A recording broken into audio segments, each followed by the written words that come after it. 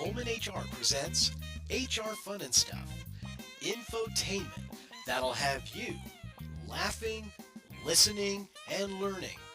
With no further ado, here's your host, Michael Goldfarb.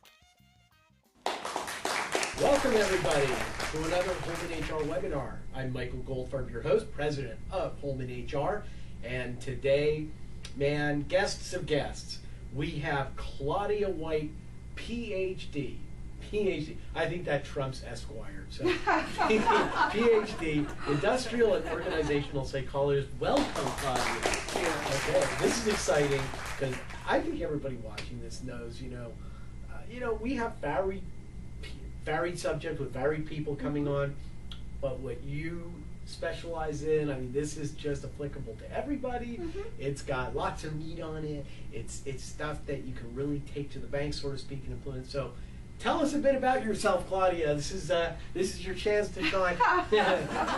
So I have to take credit. I picked off the accent, didn't I? Yes, you did. All right. So where do we originate from? Scandinavian. I love it. No, I'm actually from the Caribbean. All right. Which island? Jamaica. Jamaica. Yeah. Bobsledding. That's right. The national sport, bobsledding. I tell you, there's nothing that a Jamaican won't try. I'll tell you, they were back in the Olympics this year. Yes, they man. were. I think it's great. They just need some funding, and Yeah. I think with the right funding, they'll make it one of these days. We believe that. It's a good movie. Cool Runnings. That's right. Cool Runnings. So you are a industrial psychologist. Is I got the title right? Well, it's industrial organizational psychologist, Okay. and you're partially right. It's really two fields wrapped into one. The industrial side looks at measurements, return on investments, the more mathematical, statistical side of things. Okay. Trying to measure behavior. The stuff I hate. A lot of people do. That's why I became a lawyer. Yeah. And then the organizational stuff is all the people stuff, the processes, aligning productivity and performance, and getting companies to make money. The fun stuff. It is the fun stuff, but you got to measure it at the end. Okay. And your company is called? White Sand Consultants. Great. And I am so grateful. I'm glad that you're here. All right, you. I can see people are smiling. Everybody's going, wow, this is.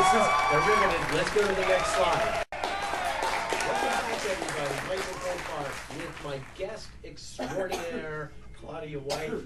And now, as we always do, we're going to get into the substance and the nitty-gritty of what you're here to enlighten us about. And it's interesting. I did a webinar on my own a while back talking about EQ and IQ and stuff like that, and leadership, and I think that's not where we're going, but we're going to be getting into the subject of leadership and strong leadership.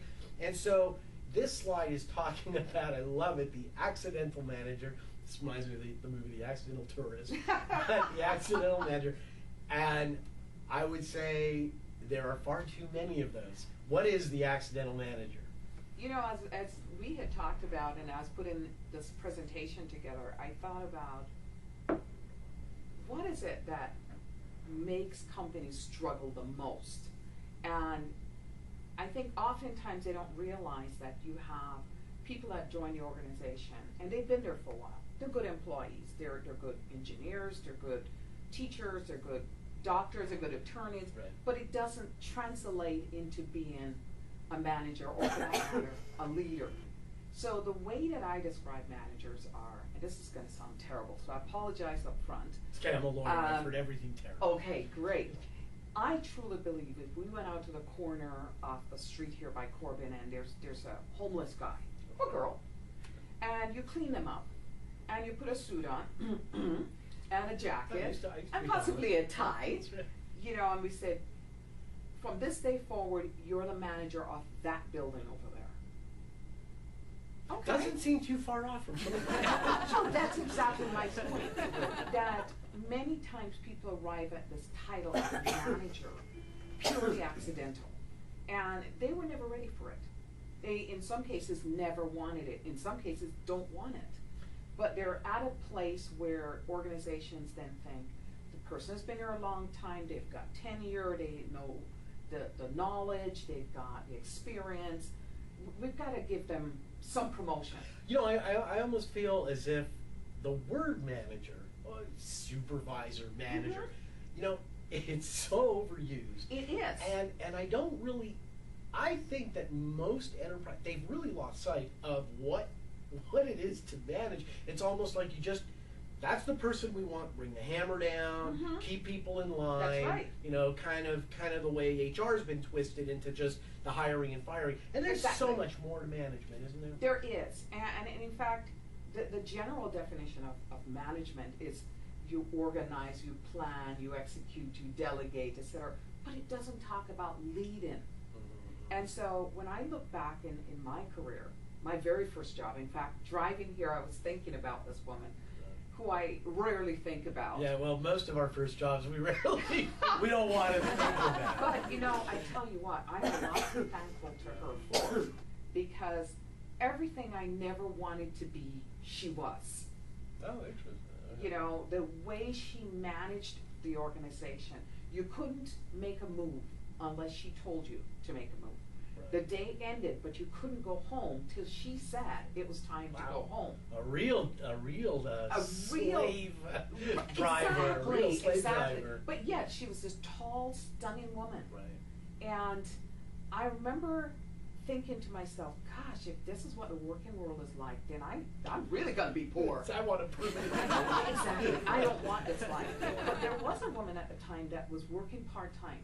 And ironically, her name was Silence. I've never heard the name before, haven't heard the name since, and haven't met anybody like her. And she was never silent. It was kind of antithetical to exactly. And she was only part-time. She really didn't need to work.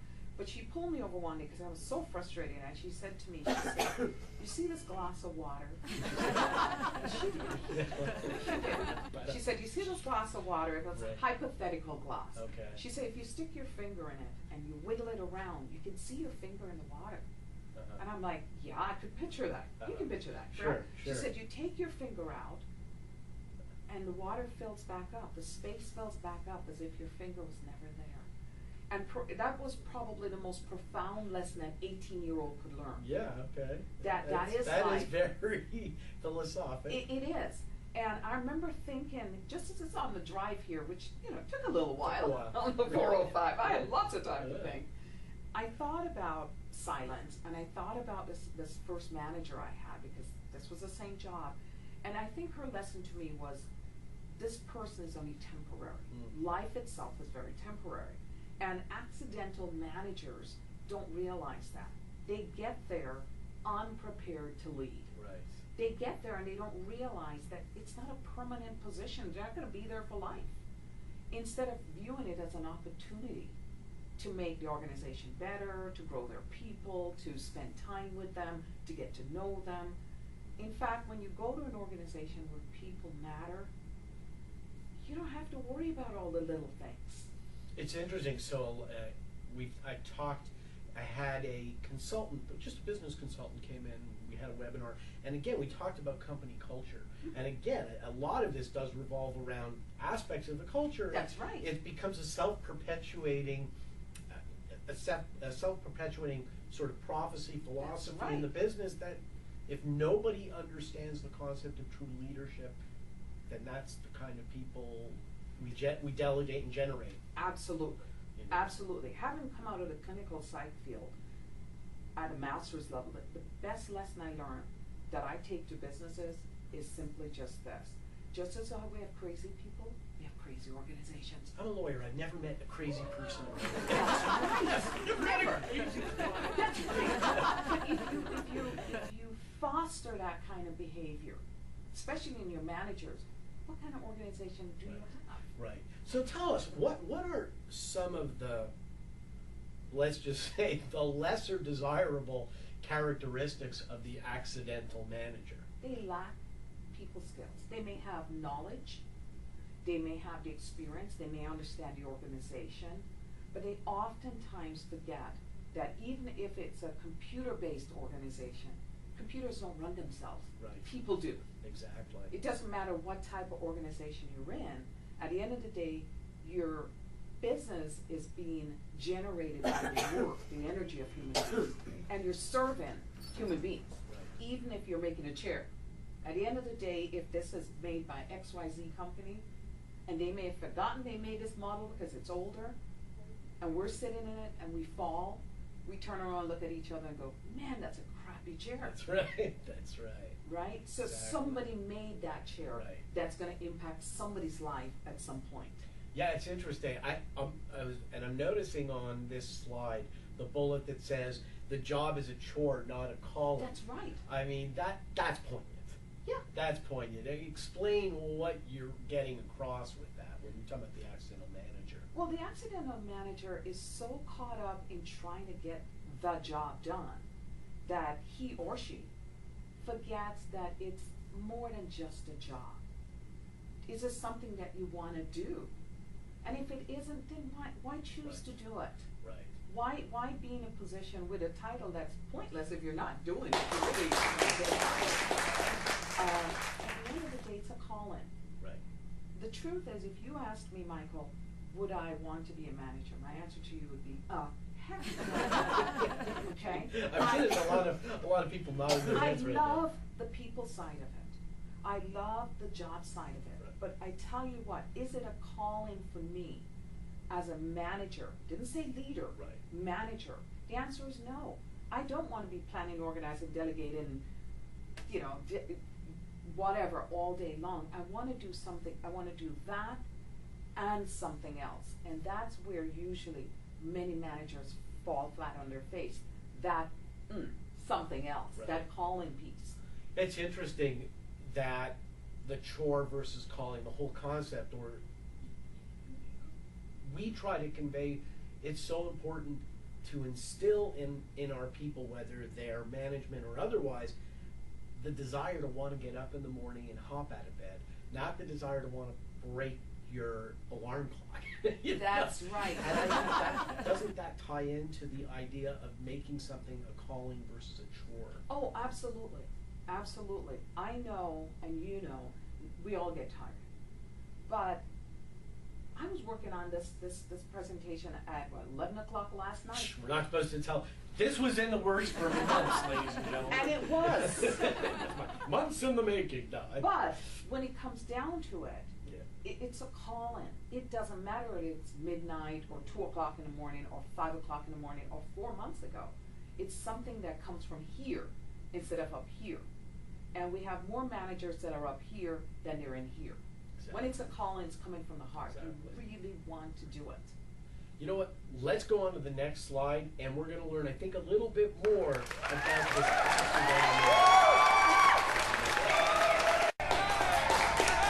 Welcome back. Michael Goldfarb with Claudia White. We are talking about the manager none of us want to be. And I love it. The accidental manager. We're on the next slide. So let's dig into this deeper. We'll drill down further. Now we're talking about, again, these look like additional attributes here, Claudia. So the voiceless employees. What's that all about? Well, many managers, and especially the accidental manager, prefer to have voiceless people. People that just, you exist, therefore you are. Right. something philosophical. Very doesn't it? Sartre of you. Exactly. Yeah. I remember one of my first jobs was here working with the airlines, and they would talk about us as heads and half heads. Oh my God. And so one day I said to... That's an airline I want to be I flying. know, Wow. exactly. So I said to my general manager, I said, would you like me to bring my body along? Because there's no, you felt valueless. Right. You didn't bring anything I to the would say organization. half a head. Exactly, I mean, a half head, and I was a half head. Wow. Because I worked part-time. You're half. So it's like, Okay. this way, Okay. or maybe this way, I'm not sure. That's an interesting handbook. I've never written one where you're full head, half head. That's right. That's no right. right. Head. I don't know. I know. In the airline business, don't they have dead heads? Yes. Yes. Okay. Yes. That's a different. That's a different That's concept. A whole different but, head. You're right, but we have a lot of heads. It's a lot of heads. Okay, so. we even count the value of each person flying by the head. Of course. Okay? Yeah. So I see Yeah. those correlation. This amount of cents per head. But how funny! I mean, you were really being categorized as and I hate this. I think it's an old form of HR. A lot of you guys are calling people assets. Yes. I mean, doesn't it sounds like you're like a nut or a bolt.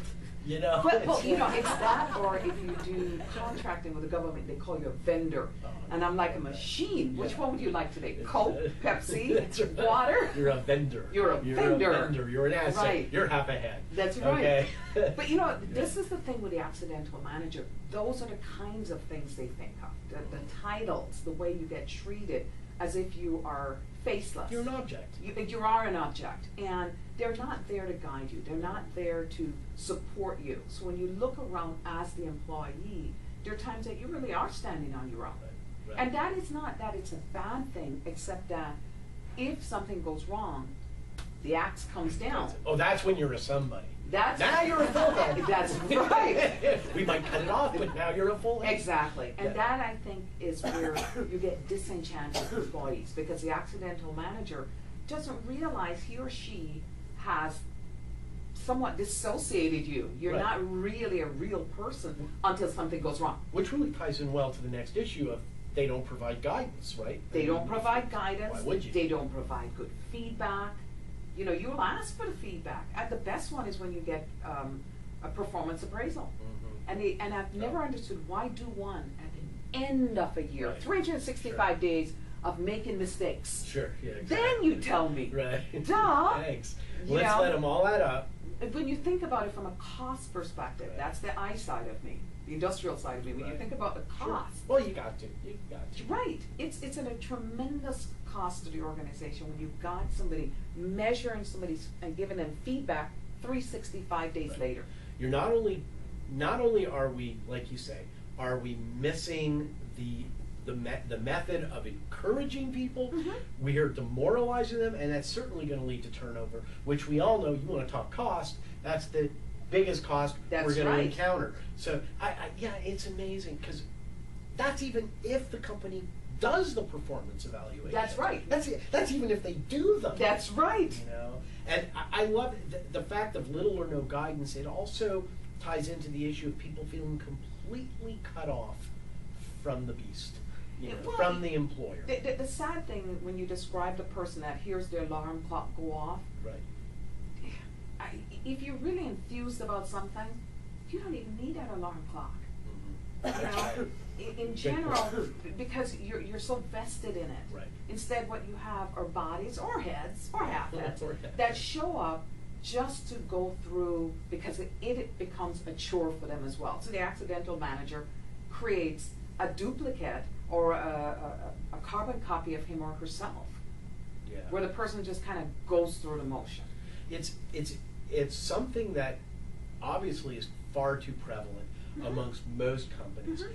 I'm sure a lot of us that are watching this are nodding. I know that a lot of people are thinking to themselves, you know what, yeah, I get it, but this is all fluff, come on, it's business, you can't, there's no way to bring people into to the family, they don't want it, and why pursue it? I mean, how do you overcome that mindset that maybe that's the way the company's thinking and its people are thinking? Well, part of that comes down to the control and command issue that they have structured into organizations. By nature of what organization is, you know, you've got this pyramid shape Sure. with I call them the little gods at the top, and then a whole slew of I like to think whatever. of myself as a big guy. You know, okay, the big god at the top. Thank you. You know, and all these little peons at the bottom. Right. But you see, there's more peons than there are gods. For sure. And I don't think organizations in general stop to think about the value of the vast amount of people that's down here rather than the small amount that's up here. That's a good point. And I'll tell you, the very best job I had, okay? Very best job I had, $5 an hour. I'm very, very proud of that Wow. job. And I tell you why I'm very proud of that job, because what it did is that, and it was my first airline job, they looked for people that had a certain potential to become leaders. I didn't know that. I was 20 years old. I'm new Right. to this country. What Right. do I know? You're figuring, I'm going places. That's right. I'm taking And something. at the time, it was just fun. 40, 20. I'm 20. I'm looking at, if there's a bomb threat, I'm in charge. Seriously. And that's fun. And that's, all right. You're making major decisions at 20 years old. Yeah. You have 490-something people that you're responsible for. Right. And you would say, but how can a 20-year-old be responsible? Because you chose to head the team that day. You got to choose the job you want. Well, that's nice. Yeah. At $5 an hour. Yeah. I remember flying to New York to search for one person's bag. Wow. And you'd say, you would just really want to go to New York. Well, yeah. Exactly. Great bagels. Yes. Now, being for those of you, I'm Canadian, but you probably didn't know I'm from Montreal. Best bagels, hands down. Anyone from New York, let's go. I'm prepared. Bagel against bagel. Well, I'm telling you, I was Jewish in my first life. Right. And cats in New York is a place for bagels. Oh, really? Oh, all right. Okay. Unbelievable. Okay, go to Montreal, St. Viator Bagels. There's the plug. Okay, I'm going to have to go. Okay. I'm going to have to go. Back. You got to get that job back. I know. Yeah. But what I'm getting at is I left that job 20-something years ago, and I still have the passion. Yeah, that's great. I still have the passion. That's it. Last week, I don't know what got into me, and people's names started popping in my head, so I started checking out where are they? One person is a hugely big person in the county of LA. He's an attorney. His wife, who I knew they were gonna get married, but they're still married. She's running a very large corporation. And in my mind ran to this one guy that we used to go, oh my God, he always wanted to lead. He has his own Wikipedia page, and it says, and he's a billionaire. And I started laughing. What I'm getting at is when you have an organization that believes in its people, even if they're 18 years old, 17 years old, 20 years old, there becomes this thing where people start believing in themselves. And they don't become the accidental manager, is what I'm getting at. We weren't controlled and dominated. We were given the freedom to think. And I look at all of us right now, and the ones that I'm in touch with, the ones I start Googling, and I haven't come across one that you go, what happened to you, son? Right. What happened to you? Interesting. And I noticed then you talk about praise, constructive feedback, That's right. command and control. How do those feel? And this is obviously in the accidental manager, so what are we referring to there? The accidental manager tries to control the world. But the laws of physics dictate that control is never a good thing. I gotta stop doing that? Yeah. Oh, man. You know why? Right. Think of a rubber band. Right. Okay? You're putting a lot of pressure on a rubber band. Yeah. And you put pressure on it and pressure on it and pressure on it, and what happens? Pow. Boom. Right. Okay? It's like a balloon. Same Exactly. concept. But we, because of our fears, because of the way we were taught, because we don't know better, because we accidentally got there, That's right. we do it because we want to make sure that it's done right. And what ends up happening is it blows up in our face. And there must eventually. be also an issue of, I'm thinking with command and control and the lack of praise and constructive feedback, there must also be with the accidental manager an inherent insecurity. A huge amount.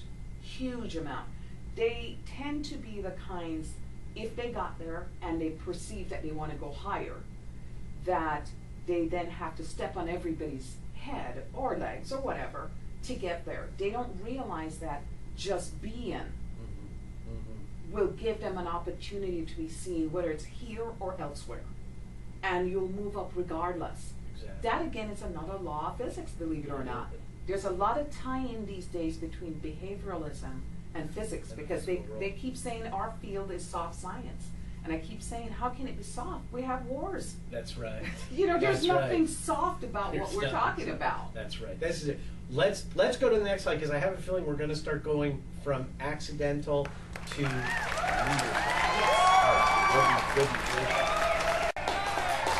Welcome back. Is this not fun? I'm having a great time. We're with Claudia White. We're talking about everything it is about being human and bringing that into management and becoming a true leader. And now, thankfully, we don't want to dwell on the negative, Claudia, so we're getting into the positives. That's right. What are we focusing on here?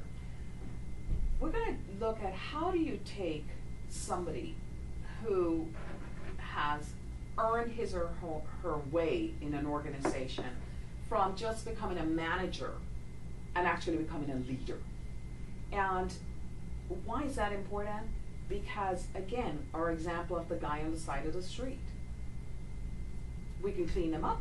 They may make a good manager. They may not. More times than not, they're just going to be an accidental manager. Right. But what we want is somebody that's going to lead our people, lead our processes, lead us to success. Mm-hmm. And so we want to make sure that this person is willing to share his or her knowledge. They have Sure. that confidence. Here's the thing about knowledge. The more you give it away, you retain all that you had in the first place. It's like an amoeba. Right. You don't That's lose right. anything when you give it That's away. right. In fact, the more you give it away, you tend to get more back. It's real. It's very true, and it's funny because I remember I'm a very creative person. I hope you are all No. getting that feeling. Could you tell? No. So and I remember as I've been doing. I used to be in the entertainment business, and all the while, and I would come up with these innovative approaches to different things, and I would share it. Mhm. And I remember always getting occasionally this feedback from someone. Aren't you worried that they're going to steal that? They're going to take it? And you know what my attitude was? Some people might. But you know what? Number one, I'm building relationships. That's encouraging people. That's right. But I always can come up with more ideas. I will come up with more ideas. Sharing is good. I think it when you have that interaction, you get feedback. That's It right. it just grows. It does. And when you do share, the feedback you get from, say, your employees or your peers may actually make your original idea better. What a concept. I know. And then they'll want to share, won't they? Exactly. Exactly. Reciprocal. So it creates that embracing easily without even trying. Mhm. And it gives you a sense of authenticity. See, now people respect people when they look at them and the person has a sense of integrity about them. Sure. And they look like they know what you're talking about and what Sure. you're doing. But yet, if it were the accidental manager, they just faked it really well. Right. That's Because right. they look authentic and people somehow treat you that way. When we interact with in Holman HR, when we interact with our clients, one of the key traits we try to convey in our interaction is authenticity. Absolutely. It first of all, it puts people at ease, doesn't it? That's right. And it makes people want to volunteer. Mhm. So I can see that's a hugely important Oh, concept. it's amazing. I mean, there's more books in the last say 10, 20 years written on authentic leadership. Why that's so important. And of course, you know, as an attorney, all the issues that have come up in the past few years with companies like Enron and WorldCom, and of course. it just keeps going. Of course. You know, I just saw on television earlier today that Target's, one of their big executives, I don't know which one, stepped down because of some of the issues that they've had recently, I guess, with people's credits and so on. But in reality, not saying this person's done anything wrong, that may be an authentic leader. It may be that this person says, you know what, we did something wrong, I'm gonna take ownership for it. That's so important. It You know, is. that honesty and integrity. That's right. You know, and you can even extrapolate what we're talking about. If we bring it onto the macro stage and we Mhm. talk about, you know, take a dictatorship, take a totalitarian state.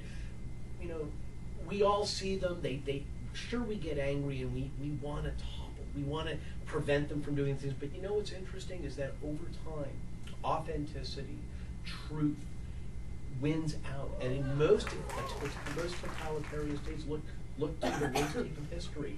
They're done. They crumble. And I think you can make the same analogy to a company. That's If right. it's if it lacks authenticity, if it lacks honesty and integrity with its people, it can't sustain itself. At least it might sustain itself at a very mediocre level. That's right. They'll fall over time. Even if they're making lots of money today, they'll fall over time. That's right. And we've seen so many of our huge companies in the past 10, 15, 20 years that have just, you go, what happened, son? Right. You were da at one Right. point, and you go back and you look at their history, and it usually ties back to the leadership. It does. You know, there's a saying in management that people don't lead, and HR, Oh, for sure. people don't leave their jobs because of the company or the job. They leave because of their bosses. Absolutely. They leave, Absolutely. and I can tell you the jobs I've left because of my bosses. Oh yeah, and you know, ditto. That's and right. the thing of it is, and we talked about this in our last webinar, and anyone in HR is aware of this, that statistics and have borne this out, that people will stay in jobs. It isn't about the money. It's a part of it. But the main thing is respect, That's the right. ability to grow. It's the human stuff. The human stuff. The human stuff. Intangibles. That's right. And so one of the things that we encourage a growing leader or a budding leader to have is good communication skills. When you can communicate to your employees or to your peers or even to your boss, and customers, of course, what's going on, what you're feeling, what you're thinking, somehow you create a whole different paradigm of who you are as a manager. And if you notice, I'm using the word manager and leadership a little bit interchangeably. They are different. Different in the sense that managers have the things we talked about earlier. Sure. You plan, you organize, da-da-da-da-da. Over here, you take it one step more. You lead. That's right. And when you lead, people want to look to you. They want to see you as bigger than. Right. And that's, you know, you mentioned earlier that you, at some point in your life, you were in the entertainment industry. I've never seen anything that fascinates me more. Because here is a guy or girl who acts for a living. They pretend to be somebody else. Right. That's okay? right. Or they get up on stage and they're bellowing out loud sounds. And yet people look to them as if they're greater than great. That's right. That's right. But yet, we see them falling by the way as drug users. They overdose. And yet, somehow, we still are seeing them bigger than. Right. And when it happens, we almost always want to find somebody to blame. Of course. The blame game is... The blame game. It's... What we don't realize is that many of them are truly just in a more managerial role than a leadership role. Mm-hmm. It's what they do that excites us. That's right. So we see them as leaders. That's right. And it's interesting because you mentioned with communication and the openness. Am I correct in saying that part of what prevents employees and from really wanting to get out of bed and do the right thing and are motivated is they feel disconnected? Yes. And the failure to communicate is what breeds that. That's right. That's right. In fact, if this were a therapy session for sake of discussion, the number one problem that a couple has, or a parent and a child has, two people have, a group has, is communication. Right. And it's the same thing in Always. organization. Always. It almost 99.99999% of the time That's comes right. back to communication. That's right. That's right. And a tendency to also think inwards and not thinking. How does positive influence tie into this? When a person can step into a room, and sometimes, not everybody can do this, this would be the charismatic person. Sure. Without even opening his I would or know her- nothing about it. Without opening his or her And I can tell mouth. you wouldn't either. I don't. Right? I don't. There's no charisma There is in this none. room. That's guys. right. You see, here's the thing. Your employees, the people around you, want to be like you. You have to give off something. And when it's all negative, it draws and dries up and kills the energy. I want to be like Claudia. You know, it kills the energy. Right. So when we use the movie star or the actor or the singer or the great football or basketball or tennis player, and we see them as leaders, is because somehow they influence that sport. That's And true. so we are drawn to them. But we don't realize sometimes it's not the person we're drawn to, it's what they've done that we're drawn to. So positive results are going to lead to positive feedback. Exactly. You know, if you're being authentic, if you're communicating, if you're being open, if you're sharing, you're influencing people. Like they say, lead by example. You right? lead by example. And that's why our talk is about leading with both feet on the ground. Absolutely. And I'm feeling inspired. I'm feeling inspired. I want to go out and rally people right now. All right, let's go to the next slide. Welcome back. I'm Nathan Goldfarb. We're with Claudia White. We're all getting riled up in a good way. In a good way. We're looking to lead.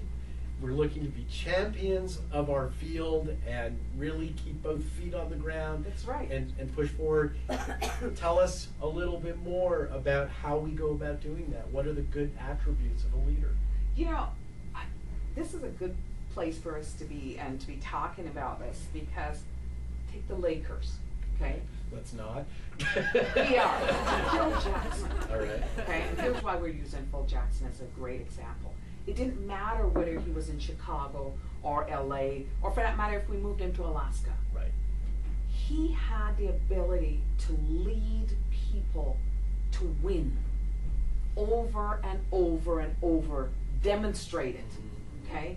And when you look at some of the really interesting things that he did, is that he would motivate the team to get past themselves as individuals. You know, the media would say, well, it's Kobe. Kobe's the greatest. Or it's Magic. Or, well, that wouldn't have been Magic. It would have been Michael Jordan. Right. You know, or whomever. But the reality is, the leadership is what mattered in this case. Because So we all have to come up with our invisible ball. right. Okay. But, you know, here is a person. No, that I'm kidding, because this That's Zen true. approach was good. It worked. It worked. It worked. And so you step back, and I, believe it or not, don't really understand a whole lot about basketball. You do I. I'm a Okay. hockey fan.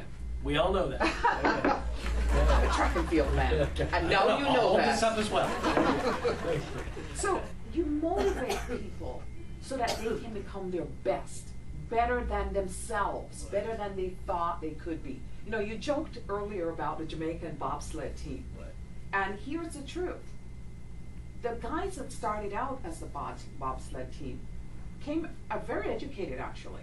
That's something a lot of people don't know. Right, okay. But Because you here's- got to be pretty crazy You to go gotta be bobsledding. crazy to do Yeah. something Yeah. when you don't even have snow, for crying out Yeah, loud. well that too, but I But think what- just shooting at 90 miles an hour. And Well, I gotta tell you, they do that back home, so I'm not gonna go there. Okay. There's a craziness to it. Yeah. But they have to have something that's gonna motivate them to do it. So they look around for something greater than themselves. Sure. And that's what, when you take this accidental manager and get him or her to transition to leadership, Mm-hmm. they start realizing that if I motivate my people, my God, I suddenly look good. For sure.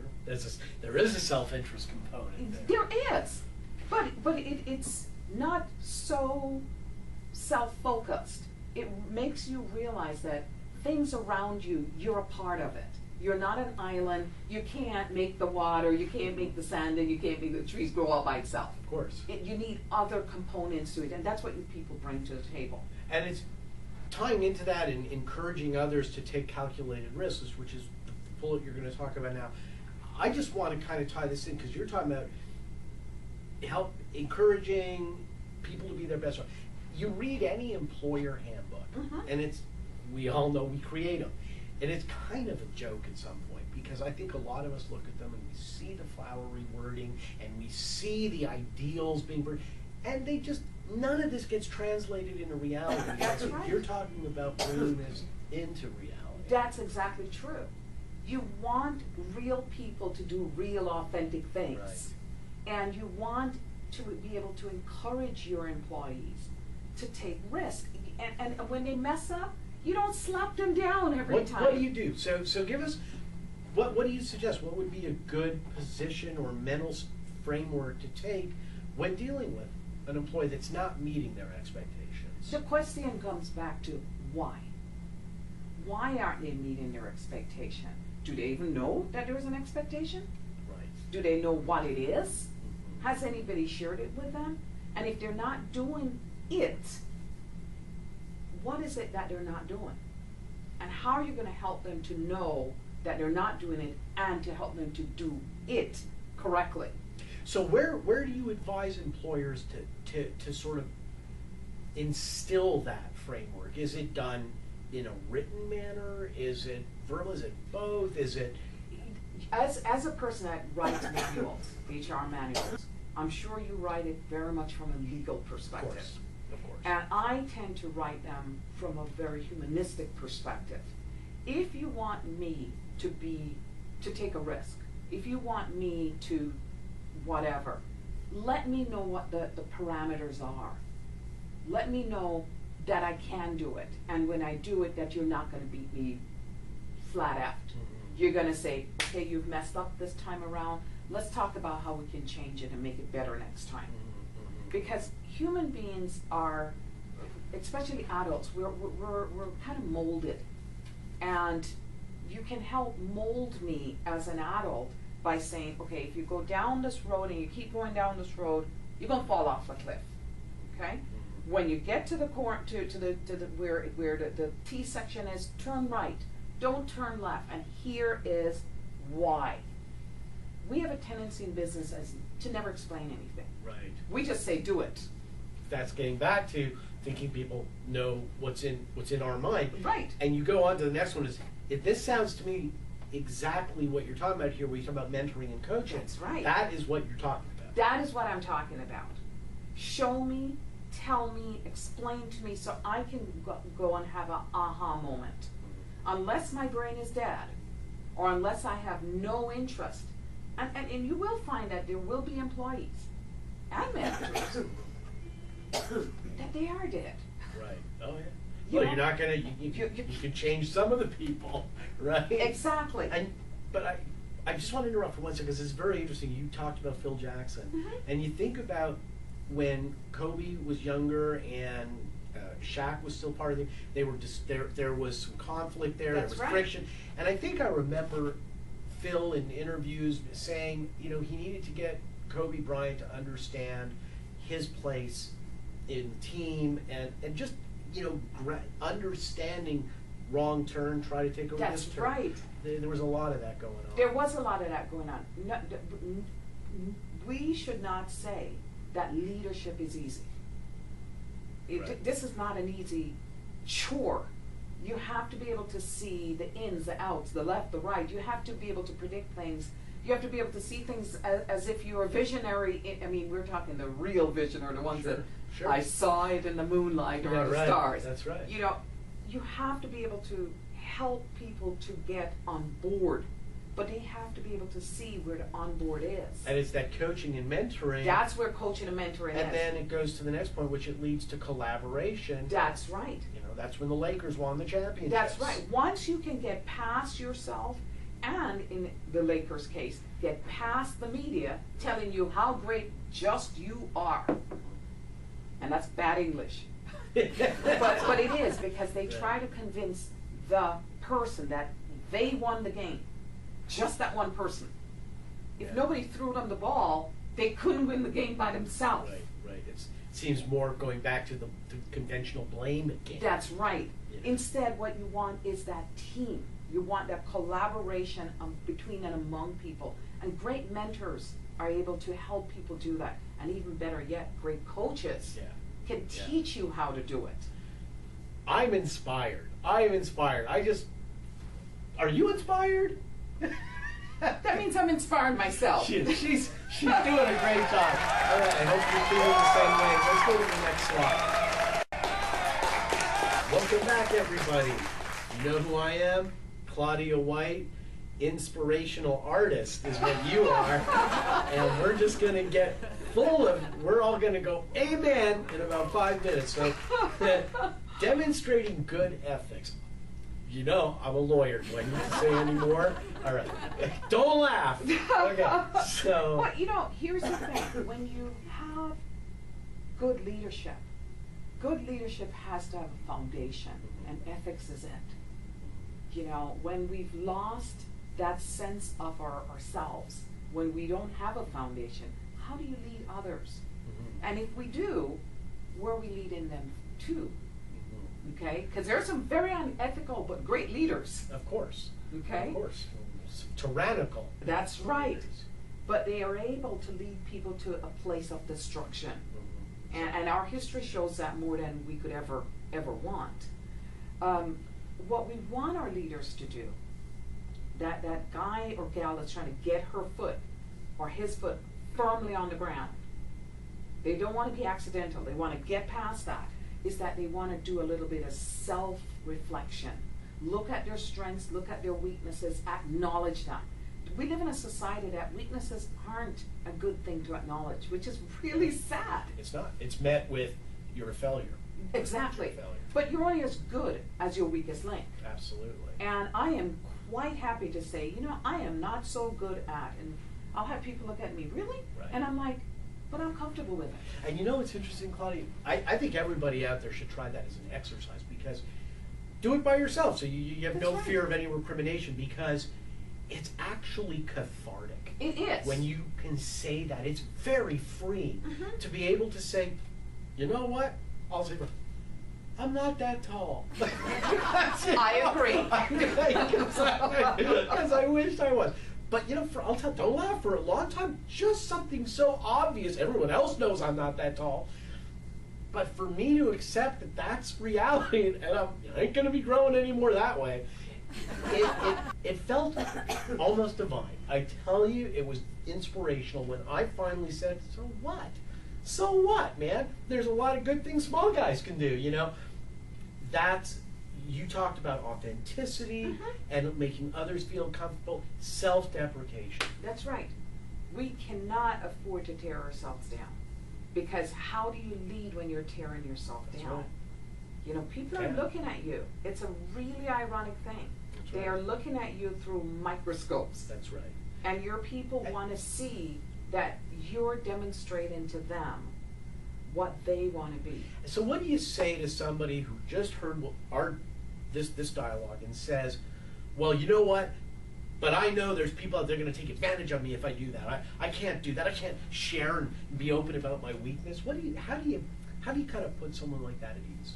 What would you say to them? I'm going to use me as an example. As a kid growing up, my mom always got a report from the teachers that said she's slow and she's careless. I tended to be one of those kids that really didn't care what people said. Okay. So that probably was a good Right. thing for me. And I would never have gotten that from myself. You think? But what I discovered after I finished my doctorate, not before, but after, when I was studying for my clinical license, and I read this diagnosis on this dyslexia, I looked at myself in the mirror and I said, that is so you. Huh, How come interesting. nobody told me that? Right. How come I went through 10 years of college full time and never knew that? It's amazing that you were able So here's the thing, I knew that I wasn't like everybody else, and I was accepting of that. That was where I was okay with my weakness, to. Right. even as a kid, because when they would say I'm this, I would say, but I really wasn't being careless. Right. It's just the way I am. It's just the way I am, but I didn't know that even then. Of course. Now I look back and I go, you know, it's okay to be human, Right. because everybody has flaws. That's right. And that happens to be mine, and guess what? That. See, if you take one thing away from this, nobody's perfect. At it. That's right. And it is. We are all set up to believe in this fictional perfect individual. Exactly. And I tell you, who is really the big preacher of it right now is our CEO of Virgin America, the Virgin Group. Oh, what's his name? His name just went out of Yeah, my mind. That's a name. Please, It's not what it is. Is that what it But I is? tell you what, he is now writing a lot about it. He's talking about the fact that dyslexic. You do realize now the only thing I'm thinking about is his name. I have moved on from that. That's the beauty of dyslexia. That's right. You're able to fill things out and you keep on going. Oh, my Okay, God. you just improvise and keep Yeah. on going. But that's He's the same guy who wants to send people to Mars, right? yes, Yeah, there you yes, go. Yeah. Virgin Galactic. Right. Mr. Virgin. Now, it's just amazing. His argument is simply this, that what makes a great entrepreneur is the fact that, or makes him a great entrepreneur, many entrepreneurs, they're dyslexic. Interesting. They realize that they're shortcoming, Right. and they figure out a way to work around it. What I'm getting at, guys, is that as a manager, as a leader, to keep your foot grounded, you have to come to terms with who you are. That's it. And I'll tell you. So, okay, we're being honest here. We're putting it out there. That's right. I'm dysgraphic. So, which is a different version. It's dyslexia's letters. I invert numbers, and I do it all the time, and I still do it. And I for the life of me, it made math. God knows it made it difficult. But I finally understood when a therapist pointed it out and said, "Michael, you're dysgraphic." And I said, well, is that why I look at a phone number 55 times to make You see, sure? I knew that talking to you. Okay. Oh, really? I did. Did you? Because I am too. You see, they don't really know what it all It takes is. one to know one. Right. You don't really know what it all No, means. yeah, I didn't. You know, and what I'm starting to realize is we find ways to get around our Of course, weaknesses. Of course. And that's what I'm encouraging leaders to do.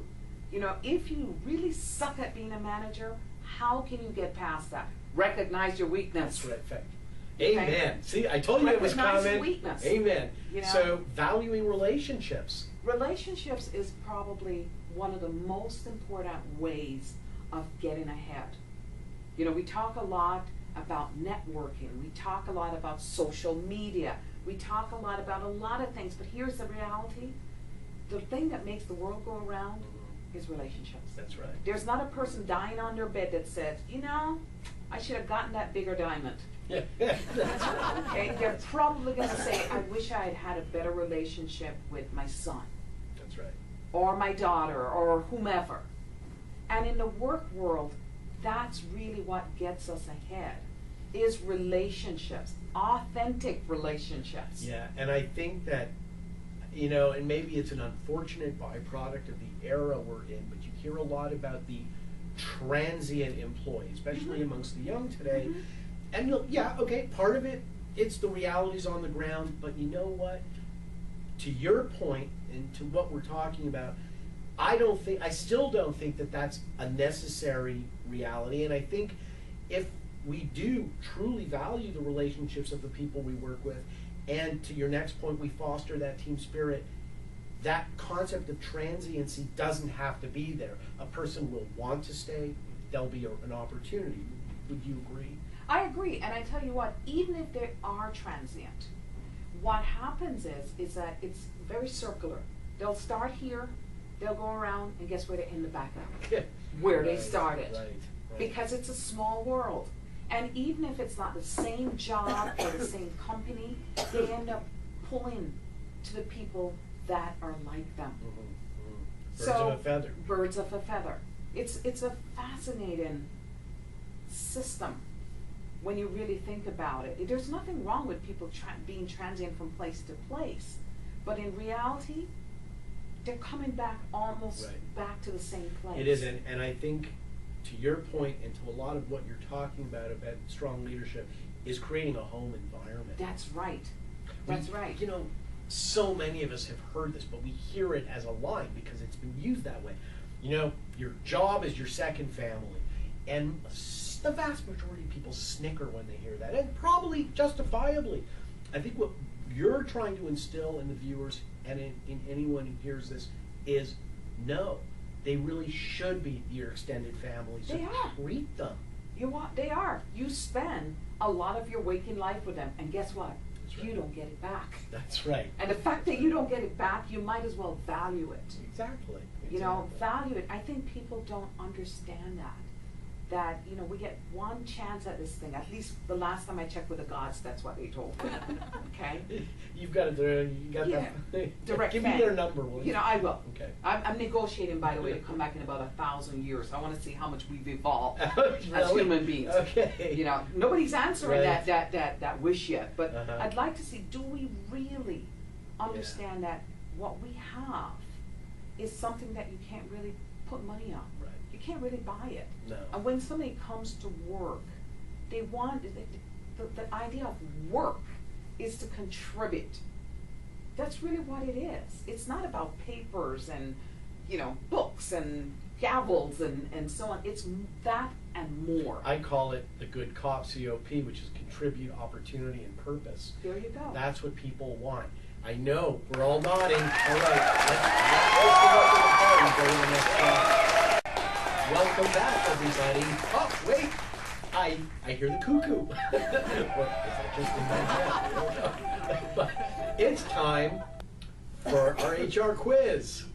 And I'm going to have our illustrious guest read out the quiz. Remember, first correct answer we get by email at info@holmanhr.com. info@holmanhr.com.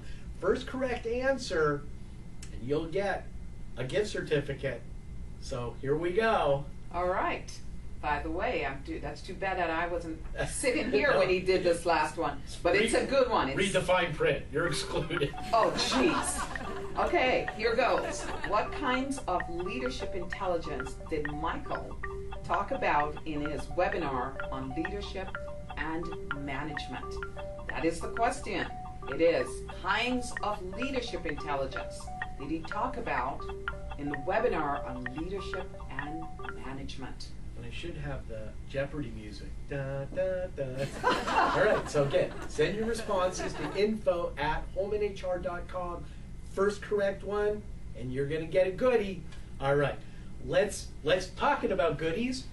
Transitioning, we are in the final throes of our transition, Claudia, and we're talking about embracing learning. One of my favorite things. I love to learn. I know everyone watching this loves to learn. So that's right. What is that? You know, when you've got a manager that accidentally gets to a position of management, okay, gets into a position he or she never intended in their life to be in, or maybe they intended it but didn't quite know how to get there, learning is key. I think sometimes, and I teach part-time college and graduate students, and I tell them this, I said, you will never stop learning. When you stop learning, you're dead. That's right. You're dead. Your brain has the capacity to just keep on learning. And we want to have managers to transition to leadership, and to do that, you continue to learn. Hey, go ahead. Well, here's what I was going to say. There's been a lot of argument back and forth. Can leadership be learned? And I truly believe it can.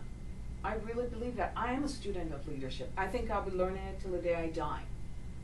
I think that when you're in a position where you have to manage people and you have processes and responsibilities, that leadership trait needs to come out, and you need to find it, and part of that is learning. And I think that the next point, which goes in empowering others, but in bringing these together, people are afraid that they're going to learn that they didn't know something, and that's such the wrong way to of think looking about at it. Absolutely. The danger is not knowing that you don't know. That's right, ignorance. You know, it's dangerous. It is. It's better to admit when you don't know something and turn around and ask somebody, what really is guacamole? That's right. That's right. You know, exactly. Or what really is whatever. And the person might look at you strangely, but you can always come back and say, you know, I've seen it or I've heard about it, but I never had it. Right. So tell me about it. And you know, a good rule of thumb that I like to tell people when dealing with the process of not knowing and needing to know and how do I get there, I always say, because someone once taught me this, just put yourself for a minute in the other person's shoes and say, look, if they asked me, how would I react? Most of us are reasonable people. We're going to explain it. And if we just take the other perspective, we step out of our own shoes, we realize it calms us down and go, okay, you know what? And then when we learn, we gain that knowledge. Think about anyone out there, when you finally understand something, how empowering is that? Exactly. It's like the lights go on. The lights They go really on. do. And that's when you really then become that authentic leader. That's right. You know, Exactly your employees know when you're BSing them, folks. That's right. They can see through it. That's right. And no way do you get respect when you're faking it. That's right. You know, the worst thing is when an employee says, I know more than my manager. Yeah. He doesn't know what he's doing. That's right. And the very worst part is when it's true. Exactly. When And it's there's no true. way that someone who's afraid to admit they don't know and unwilling to learn can possibly empower anybody else. It's exactly. You empower people just by being you at times. That's right. And being authentic. And that really, again, this is so well done, your PowerPoint that you put together this morning, because you go to embracing all people. All of these positive attributes, they dovetail each other, don't they? They do. Just bringing people in the fold. That's right. You know, That's right. it's a really critical thing. It's like they don't want to leave. They want to be a part of. Human beings by nature want to be part of something greater than themselves. Of course. greater than themselves. Look at the every advertisement is, buy this because, hey, your neighbor's buying it. That's right. Right? My favorite is the one where the girl who's just stunning is standing next to a car. Or a truck. Never seen a commercial. The truck that's bigger than her. Right. But the idea is, if you buy the truck, Right. you get the truck and the girl. That's right. Do you see what I mean? Yeah, never seen a commercial. Oh, Yeah. never, ever. Right. Or if you use the special shampoo, you will smell like summer breeze. Right. That's like you say, everybody wants to be part of it, and if that the only way to get people to embrace them and to get them to feel part of the decision-making process. Mm-hmm. You gotta bring them in. I tell you, the two heads are definitely better than one. Definitely better than one. Just from literally a very practical point of view as a psychologist, and I'm not sure if the answer to this is yes or no, and I'm curious. Are there concrete psychological analyses that companies can hire if they hire someone like you, that where they can really get an educated expert opinion about a person in their enterprise to know, look, how far can we take it with this person? What is that feasible?